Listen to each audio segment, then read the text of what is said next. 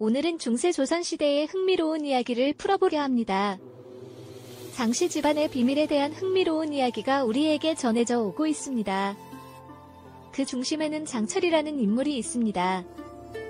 그런데 이 장철이 실존한 역사적 인물인지, 그리고 그가 장현의 아버지인지 여부는 여전히 미스터리로 감싸져 있습니다. 오늘은 이 비밀스러운 이야기를 다뤄보고자 합니다. 이 이야기는 드라마 속에서 주인공 장현이 장철의 아들임을 밝혀내는 과정을 따라가고 있습니다.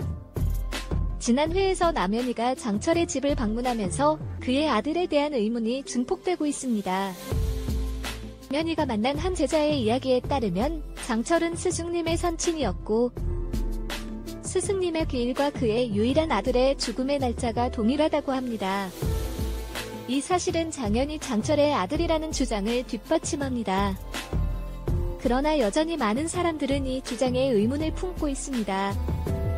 이유는 장현이 어린 시절에 가진 기억 때문입니다. 그는 자신이 관노비 출신이라고 했고 어머니가 돌아가시고 아버지에 대한 기억이 없다고 말했습니다. 그런데 어떻게 양반 출신인 장현이 관노비가 되었을까요? 이 비밀에 대한 힌트는 장현의 어린 시절의 기억에 있을 것입니다. 어린 장현은 엄마와 누이, 형처럼 살고 싶어 했지만 아버지에 대한 기억은 거의 없었습니다.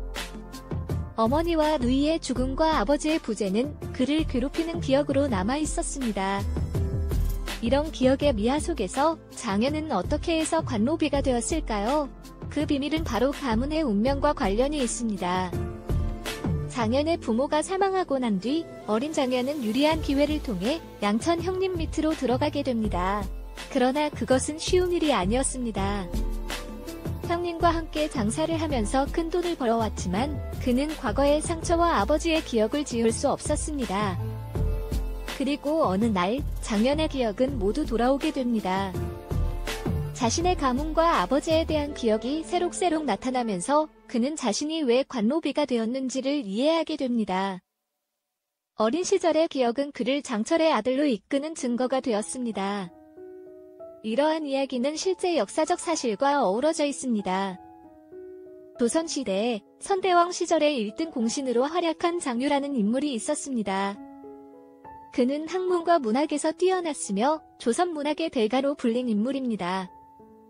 이러한 장유의 후손이자 선대왕 시절에 1등 공신으로 활약한 장씨 가문은 장정이라는 인물이 실존하고 있었습니다. 그의 이야기와 장현의 이야기가 어우러져 드라마 속에서의 장철의 실존과 아들인 장현이라는 주장이 뒷받침됩니다. 이렇게 우리는 장철과 장현의 비밀스러운 가문 이야기를 풀어보았습니다.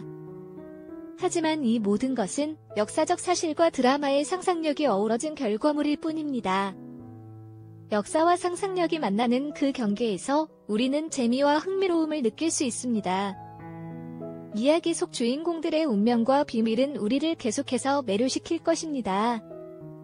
앞으로의 전개가 더욱 기대됩니다.